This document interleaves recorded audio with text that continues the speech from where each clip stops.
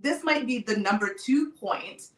We talked about communication in the beginning. Let's talk about number 2, respect, right? Like the respect we had in my previous relationship, we had a no disrespect rule. We never defined what disrespect was, but disrespect. What like we as women and men, we know what disrespect is going to be for our partner. And I remember we had like the biggest blowout we had ever had in our relationship, and people happened to have been in the house. And I am not an argumentative person, but I don't even know what the argument about, but I was so upset about something. And I just remember exploding, and we like came out of the bedroom, and there was like people in the living room, and I couldn't stop myself because I was still going.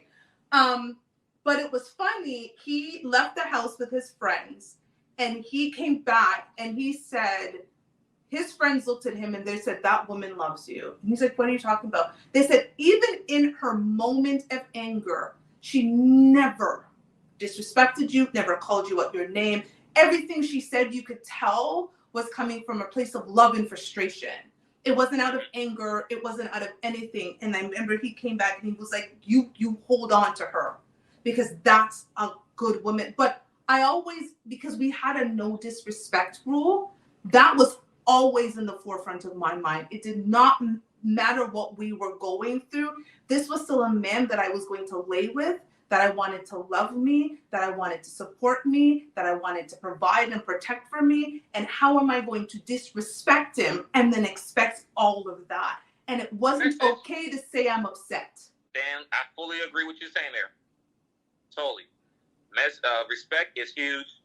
And then also, like you said, in front of friends and family, that's huge. And it's funny, I end up apologizing to everybody. Like they came back and I was like, I sincerely apologize. And they were just like, you actually didn't do anything. We get it. Like when they understood what the argument was about, they're like, no, he was completely in the wrong. But I was like, no, I was wrong, because the moment I came out, like I should have just cut it and like walked away, because that's not even like who I am. That's not who I am as a person.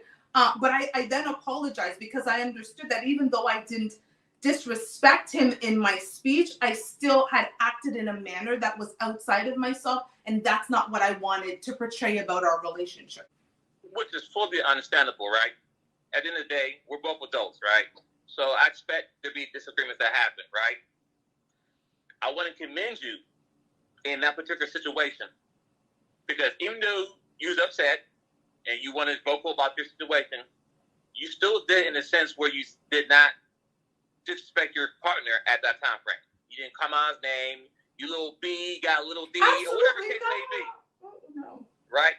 But the thing is that people do that though.